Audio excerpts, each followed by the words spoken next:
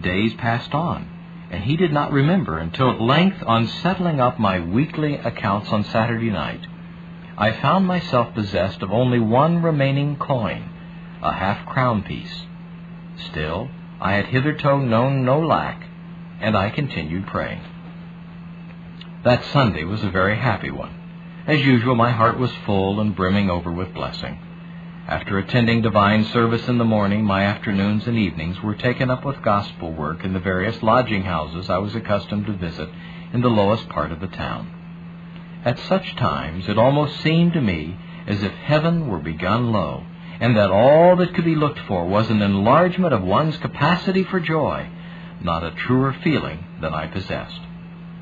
After concluding my last service about 10 o'clock that night, a poor man asked me to go and pray with his wife, saying that she was dying.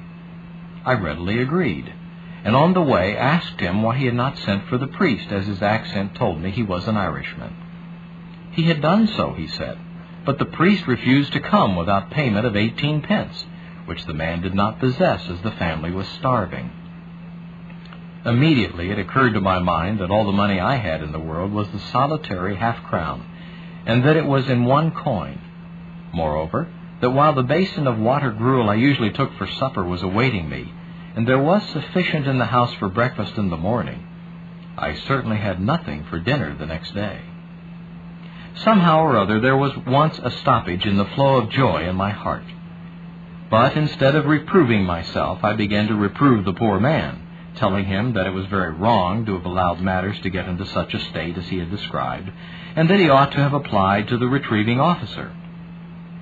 His answer was that he had done so, and was told to come at 11 o'clock the next morning, but that he feared his wife might not live into the night. Ah, thought I, if only I had 2 shillings and a sixpence instead of this half-crown, how gladly I would give these poor people a shilling. But to part with the half-crown was far from my thoughts. I little dreamed that the truth of the matter simply was that I could trust God plus 1 6 but was not prepared to trust him only without any money in all my pockets. My conductor led me into the court, down which I followed him with some degree of nervousness.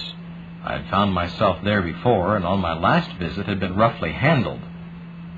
Up a miserable flight of stairs into a wretched room he led me.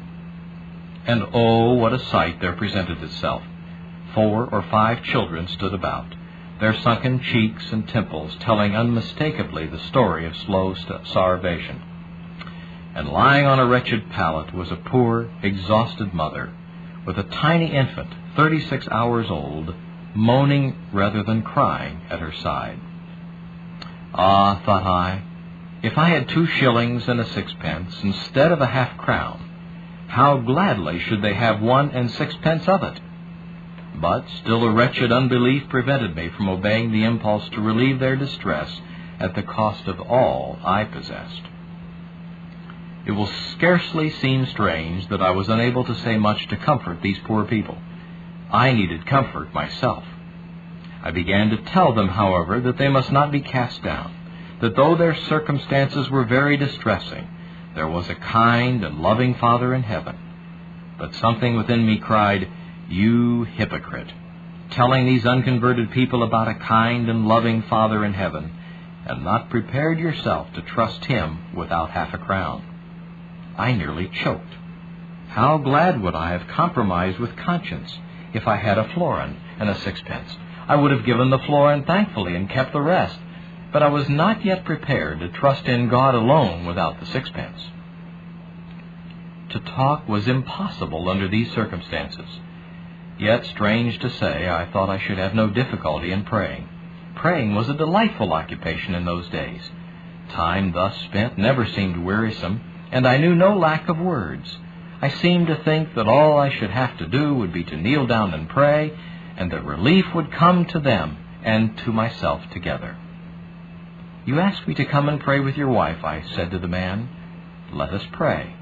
And I knelt down. But no sooner had I opened my lips with "Our Father who art in heaven," than conscience said within, "Dare you mock God? Dare you kneel down and call him Father, with that half-crown in your pocket?" Such a time of conflict then came upon me as I had never experienced before. How I got through that form of prayer, I know not. And whether the words uttered were connected or disconnected, I don't even know. But I arose from my knees in great distress of mind. The poor father turned to me and said, "You see what a terrible state we are in, sir. If you can help us, for God's sake, do." At that moment the word flashed into my mind, "Give to him that asketh of thee." And in the word of a king there is power. I put my hand into my pocket, and slowly drawing out the half-crown, gave it to the man, telling him that it might seem a small matter for me to relieve them, seeing that I was comparatively well off. But in that parting with that coin, I was giving him all. But that way, I had been trying to tell him that it was indeed true. God really was a Father and might be trusted. Oh, how the joy came back in full tide to my heart. I could say anything and feel it then, and the hindrance to blessing was gone. Gone, I trust, forever.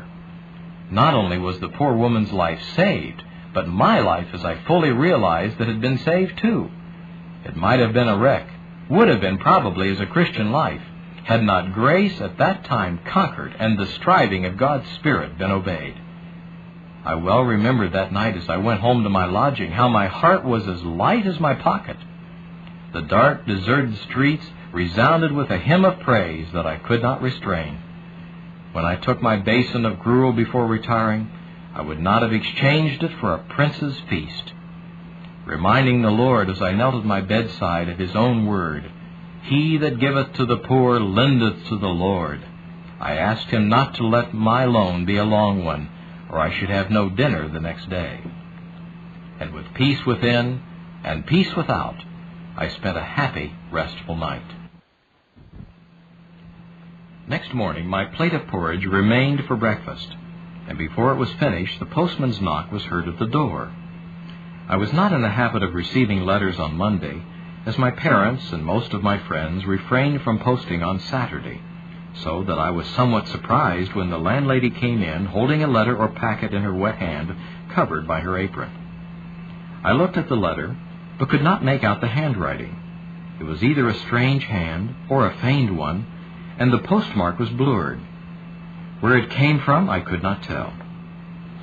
On opening the envelope, I found nothing written within, but inside a sheet of blank paper was folded a pair of kid gloves, from which, as I opened them in astonishment, half a sovereign fell to the ground. "Praise the Lord!" I exclaimed.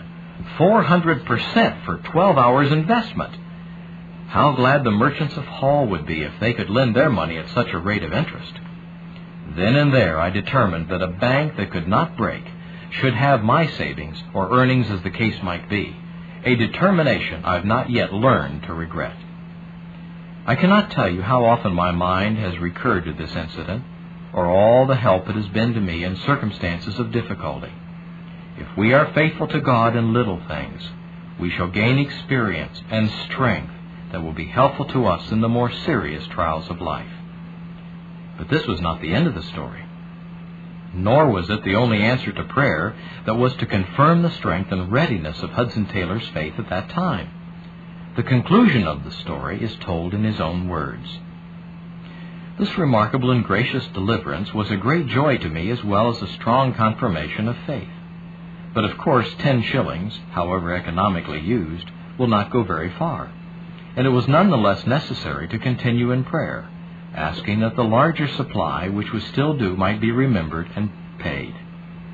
All my petitions, however, appeared to remain unanswered, and before a fortnight elapsed I found myself pretty much in the same position that I had occupied on the Saturday night earlier, that one that was made so memorable.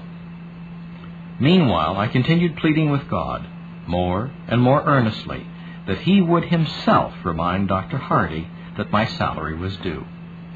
Of course, it was not want of money that distressed me. That could have been had at any time for the asking.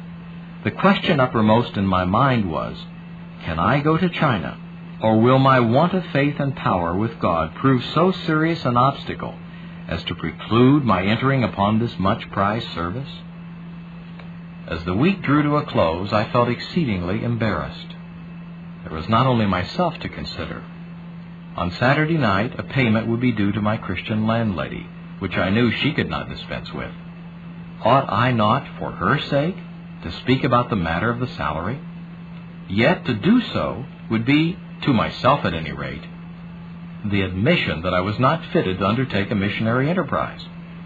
I gave nearly the whole of Thursday and Friday, all the time not occupied in my necessary employment, to earnest wrestling with God in prayer. But still on Saturday morning I was in the same position as before. And now my earnest cry was for guidance as to whether I should still continue to wait the Father's time. As far as I could judge, I received the assurance that to wait His time was best, and that God, in some way or another, would interpose on my behalf. So I waited, my heart being now at rest, and the burden gone. About 5 o'clock that Saturday afternoon, when Dr. Hardy had finished writing his prescriptions, his last circuit for the day being done, he threw himself back in his armchair as he was wont, and began to speak of the things of God. He was a truly Christian man, and many seasons of happy fellowship we had together. I was busily watching at the time a pan in which a decoction was boiling that required a good deal of attention. It was indeed fortunate for me that it was so, for without any obvious connection with what had been going on, all at once he said, "By the way, Taylor, is your salary due again?" My emotion may be imagined. I had to swallow 2 or 3 times before I could answer. With my eye fixed on the pan and my back to the doctor, I told him as quietly as I could that it was overdue some little time. How thankful I felt at that moment. God surely had heard my prayer and caused him in this time of great need to remember the salary without any word or suggestion from me. "Oh, I'm so sorry you did not remind me," he replied. "You know how busy I am, and I wish I had thought of it a little sooner, for only this afternoon I sent all the money I had to the bank. Otherwise I would pay you at once." It is impossible to describe the revulsion of feeling caused by this unexpected statement. I knew not what to do. Fortunately for me, the pan boiled up, and I had a good reason for rushing with it from the room. Glad indeed I was to keep out of sight until Dr. Hardy had returned to his house, and most thankful he had not perceived my emotion. As soon as he was gone, I had to seek my little sanctum and pour out my heart before the Lord before calmness, and more than calmness, thankfulness and joy were restored. I felt that God had His own way and was not going to fail me. I had sought to know His early will in the day, and as far as I could judge, had received guidance to wait patiently. And now God was going to work for me in some other way. That evening was spent, as my Saturday evenings usually were, in reading the Word and preparing the subject on which I expected to speak in the various lodging houses on the morrow. I waited perhaps a little longer than usual. At last, about 10 o'clock, I put on my overcoat and was preparing to leave for home, rather thankful to know that by that time I should have to let myself in with the latchkey, as my landlady retired early. There was certainly no help for that night. But perhaps God would interpose for me by Monday, and I might be able to pay my landlady early in the week the money I would have given her before, had it been possible. Just as I was about to turn down the gas, I heard the doctor step in the garden that lay between the dwelling house and surgery. He was laughing to himself heartily, as though greatly amused. Entering the surgery, he asked for the ledger, and told me that, strange to say, one of his richest patients had just come to him to pay his doctor bill. Was it not an odd thing to do? It never struck me that it might have had some bearing on my case, or I might have been embarrassed. Looking at it simply from the position of an uninterested spectator, I also was highly amused that a man rolling in wealth should come after 10 o'clock at night to pay a bill which he could any day have met by a check with the greatest ease. It appeared that, somehow or other, he could not rest with this on his mind, and had been constrained to come at that unusual hour to discharge his liability.